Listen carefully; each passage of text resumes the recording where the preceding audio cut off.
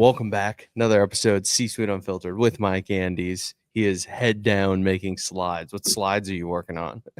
It's nice to round table for Augusta Nation. Yeah. So So if you ever want the juicy intel, the behind the scenes, join Augusta. As always, we got a roundtable tonight. Very excited about that. But I didn't want to talk about that today. I wanted to talk about a few different things. So inside of Augusta, and I'm sure you're going to be talking about this tonight a little bit on the roundtable, and we've talked about it on the pod before a little bit publicly. We've teased it that the long-term plan for Augusta, and now what you have made a little bit more obvious, the Mike Holdco, so Augusta, Copilot, and the media arm are kind of coming together as one to eventually IPO down the road. And you've been very upfront about that. You've shared that for I don't know how long now, maybe a year or so. That's been like a general vision that you've shared, and now it's becoming more realized and putting some more formal steps in place to get there. Now, the question that kind of comes to my mind and others have asked and maybe brought up out in conversation is, why go the IPO route versus bringing in venture capital or bringing in private equity? Because I was thinking of, say Tommy Mello, right? A1 Garage does 200 million in revenue. That'd be a smaller IPO, but he's completely private. So why doesn't he look to do the IPO route versus bring on private equity or venture capital to help him out? Same thing, David Ramsey, totally privately held. So these kind of influencers that also have successful businesses have kept them private. But then we look at Service Titan, right? We talked about their IPO previously on this podcast, that they IPO'd. I just looked it up this morning to make sure. Since they IPO'd, they're up about 14%. So shout out Service Titan. So kind of just some industry comps, if you will. What do you see as, kind of your differentiating factors to go the IPO route versus stay the private route? yeah, like someone like Tommy, for example, does have a lot of private equity behind him. That's when in the past few years they've bought up a whole bunch of different companies and done a bunch of roll-ups.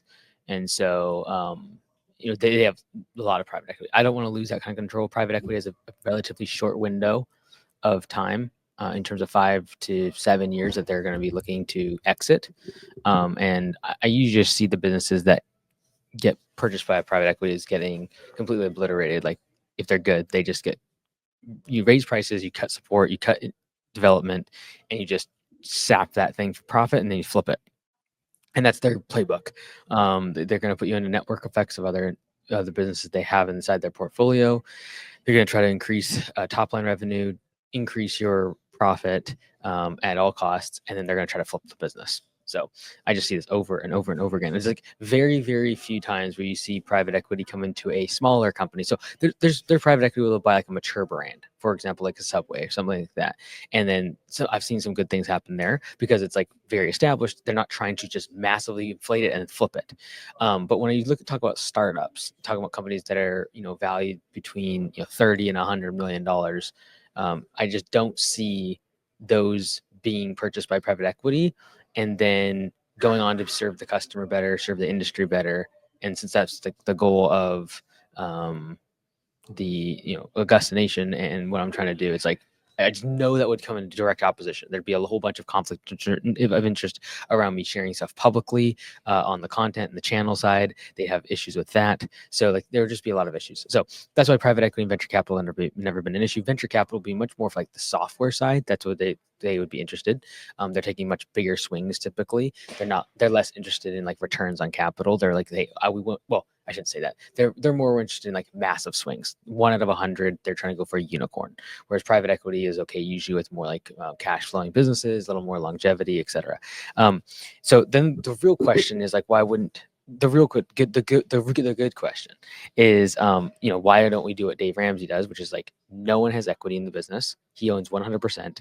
And then you just cash flow everything. And so the question is, why don't we do that? And the real answer is because I don't want to be doing it for 40 years to get where he's at. That's like the real. And so they made a conscious decision to not give any equity to their team. They do profit sharing only. And because as soon as you give equity to your team or have investors, you need a liquidity event, whether that be going to private equity and getting a piece of the business sold, which gives liquidity to the business, or you need to go IPO. Now, this is the thing. For Dave Ramsey, they sell information. They sell books, they sell courses, they sell access, they sell conferences. I know the multiple is so lousy. That's why you can't really, like, could they do it? Yes, they could. Let me be very clear. But the multiple on that revenue is so low especially with his name attached to it. And they've also done a great job like diversifying like the every dollar app, etc., for budgeting, and they do a phenomenal job. Let me just be very clear. From a private equity and a valuation perspective, it'd be a rough sell going to the market because there's just not a huge lot of scalability in like having conferences and selling courses, etc. And so I shouldn't say scalability. That's like the wrong answer, wrong word. It's more a matter of there's not a lot of value attached to it because it's so fickle. And even though your margins are high, it's a very high cash flowing business. The valuation is low because the moat is so small. Like anyone can make the course, anyone can make the conference, and so that's why the valuation that when you go to Wall Street or you go to private equity for something like that education business, which is essentially what Dave Ramsey has built, with other things attached to it, is lower. That being said, that's why they're going into like things like the Every Dollar app, where it is a piece of technology and it can have a higher valuation. All of that being said, I don't want to be waiting 30 more years to get to the point where I'm starting to build an Every Dollar app, for example. Like I just don't want to do that. I want to see the impact sooner, and to do that, I need to get people on board and be able, like engineers, etc., that are beyond my pay grade. And to do that, I need to give them equity, and then the equity is only valuable if we have a liquidity event. And so the question became, okay, do we want to do this and have the impact when I'm in my 60s and be much more around the Dave Ramsey side, or can we pull this forward, do it in 10 years? I give a pieces of the business away to Augusta Nation, to team members, and then be able to attract talent that allows us to do this much faster. And I would just rather spend 20, 30 years of my career feeling like we actually kind of cross the finish line and then I'm able to like just to take it to the next level versus me taking 30 years to get there because I'm trying to cash flow everything, get one new engineer every single year. Like it would just take us so much longer. So the long and short of it, I am in a rush, and that usually is not a good thing. But like I'd say micro in a rush, but like in the macro, like I'm going to be in this for a long time. I would just rather spend the majority of my career in kind of his current phase, which is like thinking more about legacy, thinking much more like impact. Like I would rather spend like the majority of my career, like for say 35 and onwards, instead of waiting until I'm 55 or 60 to actually start thinking that way. Mm-hmm. Yeah, no, that's great. And I think that I kind of blurred the line there a little bit. I guess there's kind of three general, and once again, speaking in very general terms, there's kind of three definitions. There's the IPO. Okay, so we go to an initial public offering and are now stock traded on the New York Stock Exchange. Then there's bringing in venture capital or private equity, primarily private equity in this for the sake of conversation, to inject capital and have a say inside of the business. But then there's 100% privately held, which is the Dave Ramsey route. So I kind of blurred the line there. Whereas Tommy Mello does have private equity investors, Dave Ramsey does not. So why? So you kind of answered the specific question of why you're not 100% going to stay privately held by My Candies, and you partly answered the question of private equity because they're going to come in and change things. They're going to dictate how we do things and change pricing and maybe not run the business the way you want to. So now the question becomes, why does IPO seem like the best option for you?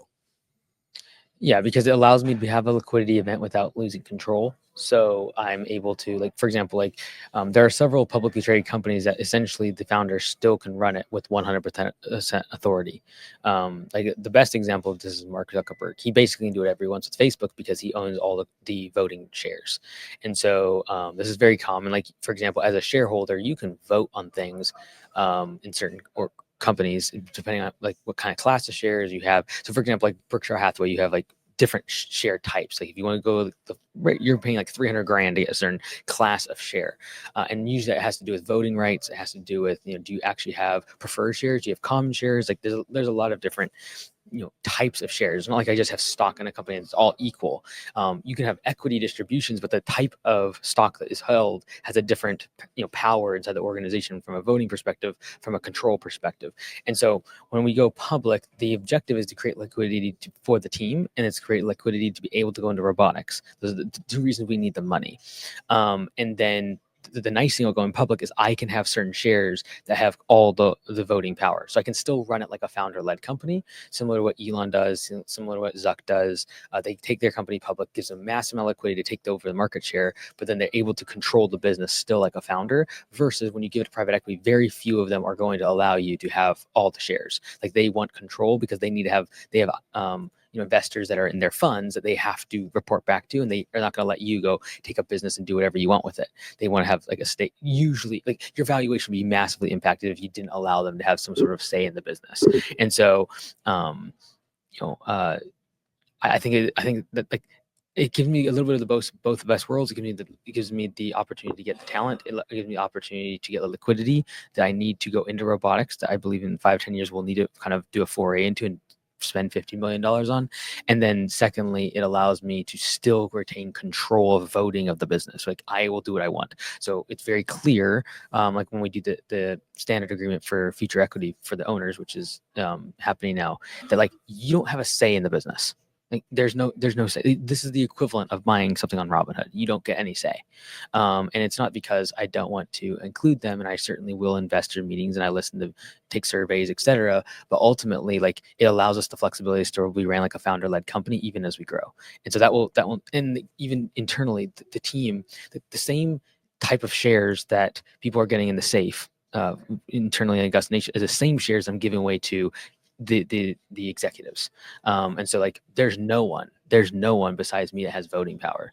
And so there's downsides to that. For example, like people hated this 3 years ago with Facebook when their stock price went down 75% and everyone was calling Mark Zuckerberg an idiot and they're trying to change the voting structure, etc. No one's complaining now that it's 5x.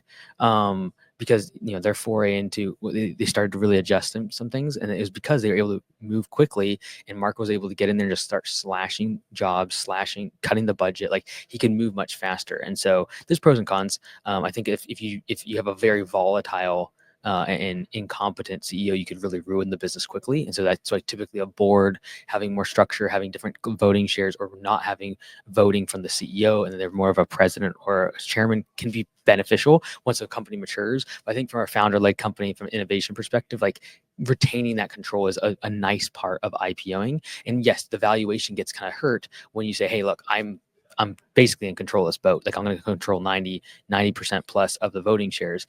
It definitely hurts the valuation to some perspective. I think it's usually made up for by the fact that the if it's done right and if it's the right founder, there's more upside to them having the voting shares because you can move quickly. And so this is why, like for example, if Elon got hit by a bus tomorrow, the stock price of like Tesla would crater. And I think similarly with Facebook. It's not to say like everything's about the founder. I don't believe that, but I think that founder-like companies can adapt. They're much more vision-minded instead of a CEO that's getting a compensation package and they're just trying to boost the stock price. So yeah, it'll be interesting. I'm really looking forward to, or like interested in, like once we're 20 years deep into going public, like what does that look like? Yeah. And so yeah, it's gonna be a fun ride. And honestly, dude, if you ask the question, do you want to live a life where you have a public company versus a private company? I just like public kind of seems cool. I kind of enjoy sharing the Yeah. numbers.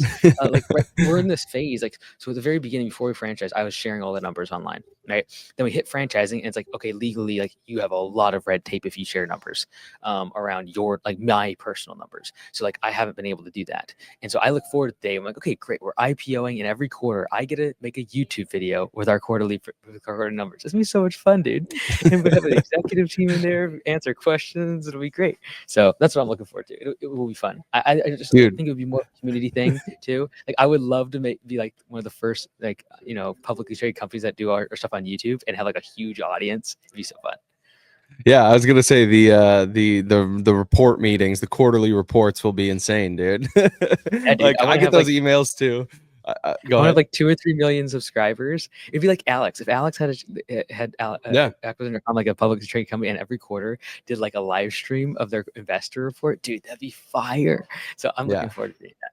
100%. You know how you'd get so many views from that, and then plus the production value. Fast forward 10 years with your media team, like the production value will be insane. You would get so many public viewers, you would get so many people betting on you, and I think that's the cool thing to speak as a non-founder, as a non-business owner, is that basically it's you say people vote with their dollars, and well, if people are voting with their dollars, if the stock market is one giant casino, they're betting on you. right? And I think that's cool. They're betting on the founder, and that's why, sometimes Tesla or Facebook are very volatile stocks at times because the founder says something, does something, makes a dumb decision, but then they can correct, they can reset their course very quickly. And it's like, okay, great. I want to bet on that horse. I want to bet on that founder because I believe in what they're doing, and I'm willing to take the risks. I'm willing to take the ups and the downs because I believe long term in that founder. And I think that's where people resonate with you, and myself included, as even as one of your employees, is like, I resonate with you because like I'm gonna bet on you. Like if this all disappeared tomorrow and you were starting back at zero, I'd still bet on you. Does that make sense? So I think like people just want to taste of that. They want to be a part of that. And I think it's cool that that's what you want to do. And I also agree with you. I think there's something cool to say like, hey, we're a publicly traded company. Here's all of our numbers. Here's everything we do. Here's the playbook, and you still can't beat us. Kind of like what Tesla does with opening their patents. It's like, hey, this is everything we do, and you still can't beat us. I It's the like that greatest kind of form of open book. mentality. Yeah, it's the greatest form of open book management. So it's like, look, Yeah. I can talk this game, but until I actually can share all these numbers, like I'm not doing open book management. So like, I look forward to that. You know, as long as you release this tomorrow, I can keep this in. And this is like, so like the valuation just came back in the other day, and like for us to Yeah. beat the round that we're raising at, I was like, it was huge. I was like a little nervous about it, but like we were able to beat it. From a 409A valuation from Carta. And so, like, should anyone invest based upon a 409A evaluation? No, but it's definitely a huge vote of confidence. Be like, okay, whoever's investing in Augusta is already net positive on their investment.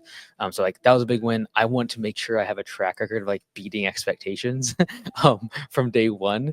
And so that was a nice shot of confidence. And like I think going forward, if we're going to be a publicly traded company, like being responsible with the money of the investors is like a big deal to me. So like I already feel the pressure the past like month, knowing people have put money in now, and like it's game time. But I'm like, okay, it's like we're gonna cut money, cut budget anywhere we possibly can now, because we need to make sure this is tight. So it's been fun though. It's been good. Yeah.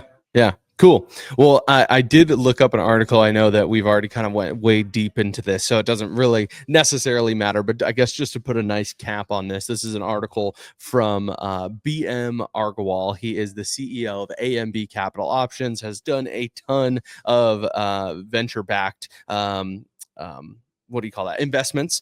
He's also very big in the stock market. Anyways, he gets very granular.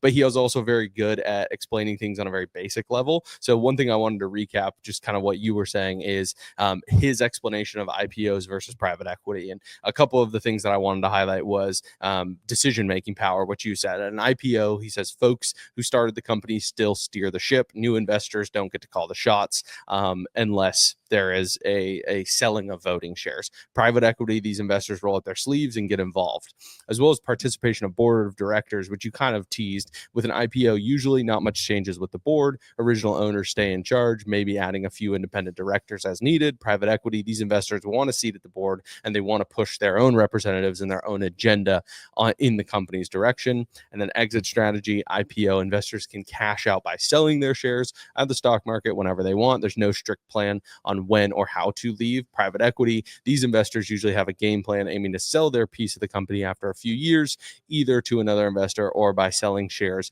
in an IPO. So really, to sum it up, private equity, you are giving up a lot of control from a board position, from a pricing position, from even a control position. And that's where you're just basically like, hey, let's control it ourselves and then IPO. Yeah, it's like there'll come a time where it's like I might say like, hey, let's all cut prices by 30% so we can take market share, right? And in private equity would freak out because like, no, within 12 months we got to exit. So whereas if you're publicly traded, you can tell the story, you can get people to realize, okay, this is like a long-term play and this is why it's good, and then you can execute on it. So yeah, I look forward to it. It's very weird though, by the way, with now the holding company, I can't, so we're not S Corps, we're C Corp now. And so like I can't, it's very difficult for Michael to take owner's distribution. So I had to increase my salary the other day. I'm like, wait a second, I need to actually make some money here to pay my bills. So it's a very weird feeling. I was telling Brianna the other day, it's like, well, okay, like, this valuation came in good, great. And like, I still feel very poor. And Yeah. so it's just different now that it's a C Corp. I can't move money around as easily or take distributions. Yeah, fair enough. All righty. Well, drastically switching topics here to some other founder and industry leader conversation. So I don't know if you saw this. This sparked some news. We are going to talk about our guy Elon again, but this is from an article that is from, let me just make sure I get my sources right, techcrunch.com. Now, this was big news on Twitter and a bunch of different social media platforms, but I wanted to find an article that was a great summation of everything that happened. So here, let me read this summary. Jack Dorsey, co-founder of Twitter, now X, and Block, sparked debate by posting "Delete All IP Law," intellectual property law, with Elon Musk quickly agreeing. The comments come amid growing legal scrutiny of AI companies, including lawsuits alleging copyright violations in AI training. Supporters like tech investor Chris Messina suggested current IP enforcement may unfairly punish AI use, likening it to a passed over policing of minor crimes. Critics, however, saw the remarks as an attack on creators. Ed Newton Rex called it war on creators, and writer Lincoln Michelle accused Dorsey and Musk of hypocrisy, saying their companies literally rely on IP laws. So did you see anything about this? I did not. Gotcha. So let me just finish this summarization of this article here. Dorsey later clarified that current IP systems benefit gatekeepers more than creators and argued for better compensation models. Musk's stance aligns with past comments dismissing patents as weak, despite some legal inconsistency. Dorsey's interest in open source initiatives like Blue Sky also reflects his anti-IP sentiment, although he has since distanced himself from the project. The exchange reflects broader tensions in tech over intellectual property, especially as AI development and influence grow and as tech voices increasingly shape public policy. So, what are your thoughts on just Jack Dorsey's comment of "delete all IP law"? What are your initial reactions to that? I don't know. Like I'm a fan of like it doesn't matter. The Chinese are gonna rip you off anyways, so might as well make it easy for everyone else to rip each other off. I think it probably helps the small person because you can rip stuff off and then get started like on as a more solid foundation. I also don't think IP is a great moat. So like the only thing that keeps you from becoming Augusta Lawn Care is our name. We have bigger problems, and so like the community, the software, there's so many other things that are much better moat, building command center, et cetera, than, the name. And so Mhm, IP is like, mhm. it's like, obviously like, hey, we have tons of IP and like I hold it in a separate entity, separate from all the other companies, to make sure it's protected and I can defend it.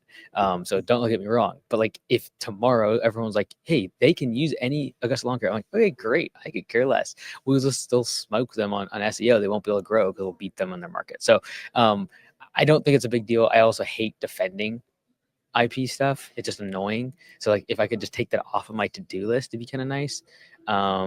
But I have no real opinion on this because I could argue it both ways.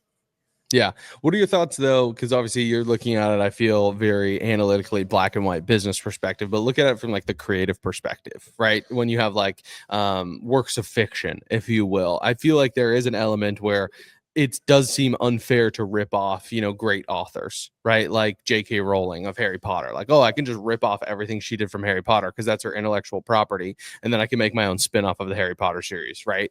That seems unfair to me. That like she created that. That is her IP. Why should we eliminate all the laws that protect everyone from using her characters, the likeness of those characters, the world she built? Why should we allow other people to take something that artist made? That's just one example. I don't know. I feel like you should just be better and keep creating. You're the author of it, and you're so good. Like, just keep going. Like, Okay, that's but where what like about authors that are no longer around? Right? So let's say they I'm blanking on contribute his to name. society. They played their part. Like I feel like if we're trying to like move the species forward here, we should take collective knowledge and build on top of it instead of being like, no one can use your work once you die. Like, come on, they're dead. What are they gonna do? So I'm a fan of like let's like move progressively forward here, and not like try to like gatekeep information. Um, but I see your point. I think it's also like you can also do things like authorized, like it is what's it called? Like when a baseball gets like once it Autograph. gets signature, it gets autographed, like and then they like what do? They register it. What's it called? They validate the fact that it's Yeah. real. Yeah. They have those registration or certification Right. organizations, PSA grading of it, things of that nature. Yeah. Yes. I feel it's like, look, if you want to support J.K. Rowling and like the original author, this is certified by them. versus this is a knockoff. Like, just be honest about it, and then like let the consumer choose whether they want to go after, you know, which one. And I happen to believe that if the original author is so good, or the original maker of whatever content or creation they are, they will be on the cutting edge of that genre of content. And so, like, if people started like knocking off my videos, I'm like, great, that's fantastic. I will be the one making the new ones that they will copy. And so, like, I don't think it's necessarily a bad thing. And if like, yeah, like I'm digesting as much as I can of my stuff into AI, so like it can figure stuff out and then disseminate to everyone else. Right, but then where's the line of like a direct copy? Like if you get rid of all IP law, like where's the line of someone who directly copied you? Like theoretically, okay, with the Well, why is advances of that bad? AI, well, okay, If hold we're on, trying to and move home services forward, should I get mad about people ripping off the 4L framework that I came up with? well, there's ripping off and then there's using it constructively, right? Like we talk about a lot at Augusta, extreme ownership. We're not ripping off Jocko Willink. We're not trying to be like Jocko Willink, but that is a core principle that is an effective way to run a business. You have found, I have found, we agree upon that. Great. But we're not ripping him off. It would be ripping him off if you went to his YouTube channel and found one of his first videos and then you used AI to basically copy that exactly, but then make it seem like you were saying the things he said. Oh, That's there's plenty of ripping people off. doing that with the 4L framework. There's That's people, what I'm plenty of people. Okay, so then I don't think that's fair. Like I think there's a line. Like you can say the words extreme ownership. Like that shouldn't be Jocko's IP. That shouldn't be trademarked. Whatever. You can use that in a video. You don't even need to say his name. You don't need to give him credit. But like directly copying, say like a 4-minute video he did on extreme ownership. Like I'm talking direct copy, all but a couple ums and ahs. That doesn't seem fair to me. Does that make sense? Sure. Yeah, I guess. I think it's like we're going the direction of like this is not. It's just gonna be impossible because every word that's on the internet is gonna be transcribed. It's being scrubbed by AI, and like the more and more you see ChatGPT taking little bits and pieces of words that were said in an interview, that's some obsolete interview. You're like, okay, so it's scrubbing every Yeah. single word, and realizing that it is going to maybe source that. So, for example, like I'm a big fan of sourcing. So, for example, if AI actually scrub every word, and for example, if someone is actually ripping off word for word Jocko, I feel like the thing that this technology can do is say, hey, FYI, we believe this is being sourced from this original piece of content, and that original piece of content is certified from as original. So I think it just becomes like again, the technology will get so good to where I believe it will be able to find the source of the original content, and it'll know who said it first. So Yeah. See, and I like that, and that's where like I also agree with the the kind of the quote, the not direct quote from Musk, but it leans towards over policing, and I am also a pro freedom, right? But it's also it's a fine line, right? Because I do feel yeah. like we should police direct copies or using someone's actual creatives to our own advantage for our own gain, but I also don't want to over police people. So it's a very awkward line. But I will say, to your point about being able to pull any words you want off the internet now with AI scrubbing, I was writing a follow-up email to someone and I was like, hey, this email is really good. I was typing it up, I put in chat GPT, I was like, hey, let's make this a little bit cleaner, a little tighter, a little nicer, package it a little bit better, and throw in a little Mike Andes quote. I was like, just throw in a Mike Andes quote for me. And it did. And it was phenomenal. So this is what it typed up. So I was like, this is just an excerpt from the email. I said, now the mission's simple. Let's bridge the gap between where you're at now and where you want to go. Mike always says success is rented and rent is due every day. You're already paying the rent, working 2 jobs, grinding, da da da da da. And then I basically go on to pitch Augusta. But it was wild that it just pulled a quote that applied directly to this email follow-up that I was doing from one of your videos. I'm like, oh yeah, I definitely have heard you say that before. So that was wild. That's awesome. Let's go. But that was giving you credit. I also asked it to write an email for me in an Alex Hormozy style, and it made it like extremely blunt, but Yeah. very thoughtful. I was like, wow, this is so cool. So I might be using that more, but that's not a violation of IP law. So anyways, Chamath Palihapitiya had some words to say on this as well from the All In podcast, billionaire investor in Silicon Valley. And he tweeted this. So just to give some more perspective, because this isn't like a very common conversation you and I are having, our audience really cares about probably much. But I just thought, since a lot of people are talking about it, it will impact us, I think, down the road. So it's interesting to discuss. So Chamath said, how could this work when where they are coming from, i.e. Musk and Jack Dorsey? I don't know exactly, but here's my guess. In business, you can view your knowledge in one of 3 buckets. 1, common knowledge; 2, trade secrets; 3, IP. A company's ability to succeed is the sum of the three multiplied by your ability to execute. So, still giving credit to the people actually doing the work. So, 1 plus 2 plus 3 times E, execution, equals magnitude of success. Viewed this way, a great execution can almost always overcome a lack of any one or two ingredients. Meanwhile, IP alone cannot overcome incompetence. A world without IP laws would shift the surface area to common knowledge and trade secrets. This would have the benefit of forcing companies to spend less time filing or protecting ideas and more time executing them and developing practiced excellence. Currently, 41% of the US GDP is measured as coming from IP intensive areas. So we need to figure out if this model is possible for areas like software, hardware, and pharma. But if there are no IP laws, there would be more trade secrets to protect what companies do, less legal wrangling in courts, fewer constraints on competition, and more reductive posture with countries that already have looser enforced guidelines on IP anyways, i.e., China. So, what are your thoughts on Chamath's take? Because I feel like he balances that out really well with, okay, we should protect IP for these businesses, but also there could be some unforeseen benefits because there's still the people that have to execute, right? You still have to get the job done. You still have to create the product. You still have to bring that product to market. You still have to sell that product. Yeah, just like IP is a defensive measure. So like if you can shift all of the time and energy you spend on defense, and it's like, oh, we're just gonna score more points, then you have a more fun game. Like we all want to see a football game where it's like 60-40, not like 3-7. Yeah. So I think as long as you can spend more of your time on offense, you get more done, you get more accomplished, and ultimately it's a more exciting work environment. More better products get built. So I am pro this.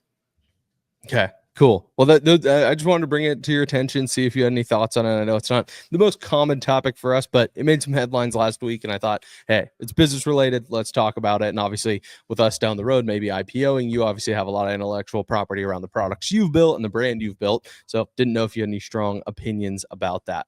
Now, last topic for the day. We will wrap up here after this one, but this is an interesting one, and I apologize. I have to find the screenshot on my phone, so give me 1 second here. Yes. Okay. So last week, Jersey Mike's. Do you know what they do on an annual basis? Promotion that they run, Jersey Mike subs. Like a certain ad or like certain So offer. they do a 1 day a year promotion, and it's called the Day of Giving. And basically, Okay. all revenue for that 1 day will go to local charities around where their sub shops are located. All revenue. Interesting. Very cool, right? So they tweeted this at the end of that day. How life feels when you've raised over 30 million for local charities during month of giving. So they do the month of giving, but then they do the day of giving. The month of giving is like, I think a round up thing. Like you can round up and that money will go to local charities. But then do a day of giving where it's like all revenue or a percentage. I'm not 100% sure. So don't quote me on that, goes to local charities. And then they just posted a bunch of fun emojis, right? A sun, rainbow, butterfly, hearts, whatever, right? Like a classic social media team. All right. So this was quote tweeted, and they got a lot of hate online, which is interesting. Someone said, "I'll never understand billion-dollar companies guilting customers into donating to a charity at checkout so they can brag about it." Yeah, but it's not like they're franchised. It'd be the local owners. Right, but that's what I'm saying. So what I'm getting at is the fact that like you can't even like basically this is what I'm getting at. Let's just give you Lee's take here. People need to stop. People just need to stop posting their opinions online. Like, whatever. If Jersey Mike's is doing this from a promotion, sue them. Like, I'm sorry. If they're using charity as a way to promote their business, they're horrible people. Like, I just don't care. Like, they got I mean, I'm talking a lot of hate online. Like, I like a lot of people because they're bragging about it. And then of course everyone was like, and not to mention the huge tax write-off. Like everyone was talking about how like there's this billion-dollar corporation and they're just using this as a tax write-off. They're using it as a way to look good. It's like, yeah, what's wrong with that? Oh yeah, and by the way, they're actually helping local charities versus you posting on Twitter complaining about how they're helping local charities. This just got me fired up. I got really annoyed when I saw this. So I don't know if Yeah. you had any thoughts on that. Welcome to the internet. It's like whenever we do stuff, like people will, yeah, yeah. It's the if okay, so like for example, the day of giving, it is 100% of revenue does go to local charities. You did good. I'm You going to Googled that? yeah. Yeah, that's what I thought. I'm going to assume it's from the franchisee. So like they probably in their franchise disclosure documents have to sign and saying, hey, on this day, if we are open, all revenue will go to local charities. So like this is actually a big pain in the butt for the corporate side, to be able to have to get this in their franchise agreement. So I kind of know what this is like. So for example, when we do the give back program, someone will make something up like they're doing this for taxes or something. It's like, no, like, look, it's actually really difficult for us to give our initial feedback to people. We have to put this in legal. Like it's not easy. And for them to get an owner to sign that all your revenue for a day is going to be donated is not easy. And so, every good deed will go unpunished. What's the word? Whatever that terminology. It's just true. It's Something just like that. like Yeah. you try to do something good, someone's gonna find some sort of negative No in it. good deed goes unpunished. That's what it That's is. right. Yeah. So if you try to do something good, it's especially like if you do it publicly, like that's a challenge. That's why I've always just been like, look, I'm gonna do stuff good. Like no one's gonna know about it because if you do something that is good and you talk about it, then it's gonna get picked apart, even if it has the best intentions. So that's why it's just, in my opinion, better any sort of good thing you do, just do it behind closed doors, because then you don't have to get picked apart for it.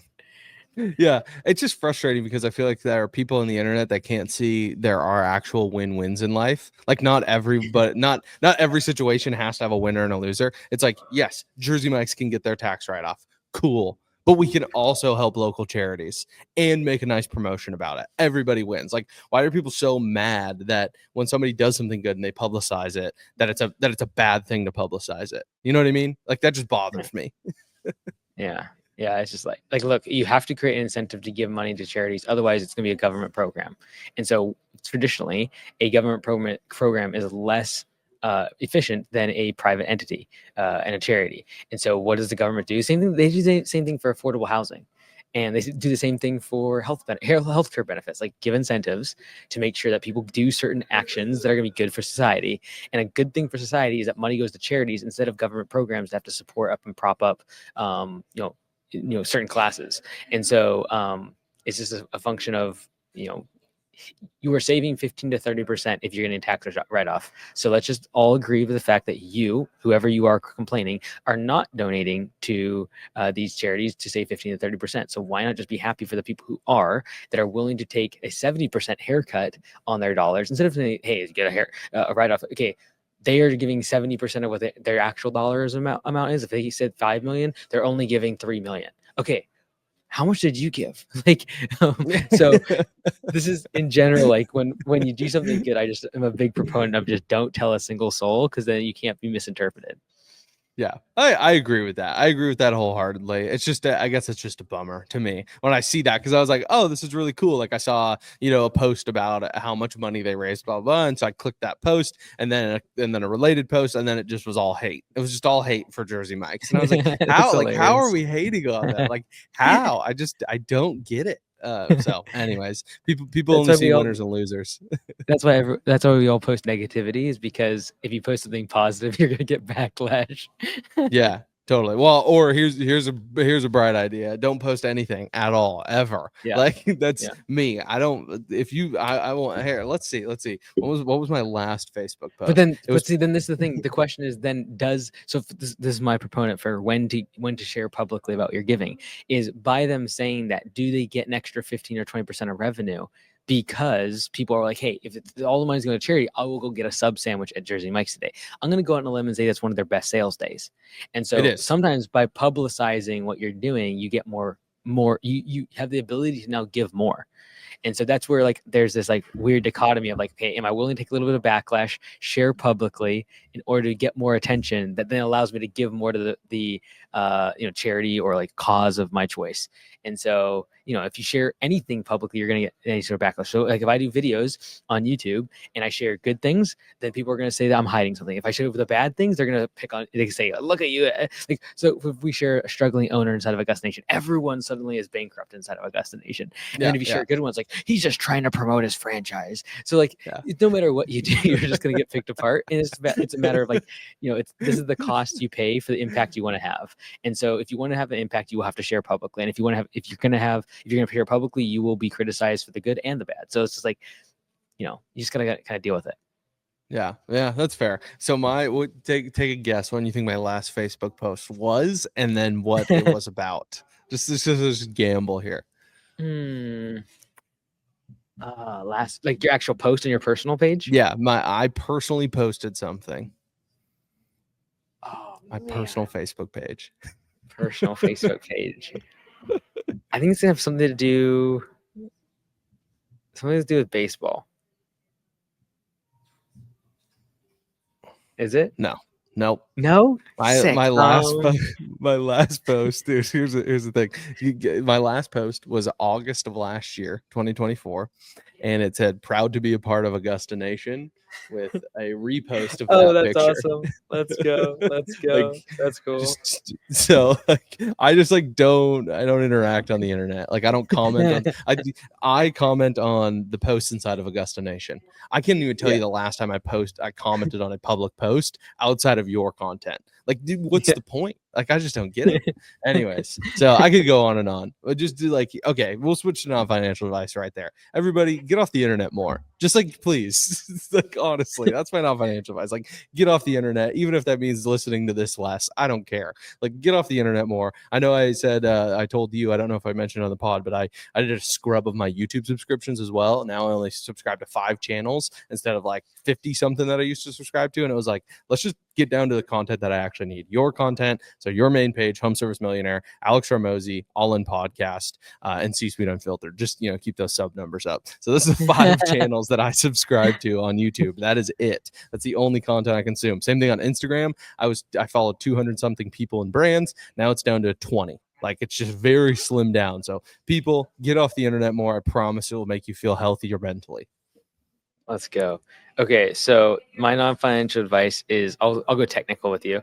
On your home screen of your iPhone, this little device, this little button right here, this is the accessibility button. You can make it to where you just tap it and immediately it goes to black and white. Yeah. So it's just a shortcut because you can do it in your settings, but if you can just quickly tap that button, so it's kind of helpful, especially if you're around family and things. Like if you're like, it's just addictive to look at all of the bright shining lights, And as I get more like today, my favorite calls are design calls for Copilot. It's the best thing ever. Anyways, these a design review. So like I start like, oh, the colors, it's so beautiful, and I get people to stay around longer. And I'm like, okay, so everyone else is doing this, and I'm gonna turn that off. So if you're trying to focus, if you're around family, it might annoy them, or you might feel distracted, which I'm hand up very guilty of. Turn into black and white. You statistically reduce the usage of that device by 50%, and you will likely only use it for productivity instead of doom scrolling, etc., which I don't have a problem with. But nonetheless, all of a sudden, it's funny because I shared like a few different memes or like videos around like marriage and stuff like that with Brianna. Mm-hmm. So now all of a sudden, like I don't follow anyone. So like my feed is so fickle based on like what I search on YouTube or like what I share, because it'll just change immediately. And so as soon as I did like 1 or 2 of those, like my whole feed is just like memes of marriage and like dating and stuff and all that sort of. So like it's just like I don't really have much doom scroll on because I don't have followers or friends on like my personal side. So I can just switch over to my personal, like immediately it's just like the same thing. All of that to say, turn it off. That way when you're on the toilet, you don't doom scroll as long. It is helpful. Yeah, dude. Yeah, wait till you have a kid, because you look up like advice and tips. So like same thing for me on my Instagram. Like my For You page was just like random. Like who knew what was gonna pop up? As soon as I Googled a couple things about a kid or looked at a couple posts, like I saw millions of babies every day. I opened my Instagram. It was insane, dude. It was probably like, dude, he shared a post. We need to pump so much into his feed because I never share anything. Yeah. Oh, that's awesome. Well, appreciate your time. Thank you for taking a deep dive on all things IPO, IP, and people being annoying on the internet. That is the C-Suite Unfiltered podcast. Like and subscribe. Do you think for the next podcast we should just cut up a piece of the roundtable from tonight? Sure. Yeah. I think most of it's relatively we could share. We have to look at it, but like I think most of it, at least the announcement side, we could cut up. Yeah. Yeah. Dude, Augusta Nation crushed it. Same store sales up 47%. The Let's go. 35% number is average. 47% quarterly, Q1 2024 versus Q1 2025, up 47 stinking percent. I'm so happy for them. And it's Yeah, going to dude. allow us to, like, so many of them are going to be over 500,000 revenue after this year. It's going to be great. So shout out Augusta Nation. You guys are crushing it. I can't wait to share the numbers tonight. And since this will go out tomorrow, we don't have to worry about, Yes. spoiling it. Because I Yeah. publicly posted 35%, but that was average store sales. This is same store sales. So the people who were in business last year compared to this year, up 47%. Let's go. Yeah. Love it. Love it. Love it. Love it. Very excited for that. Well, thank you all. We'll see you. See ya. End your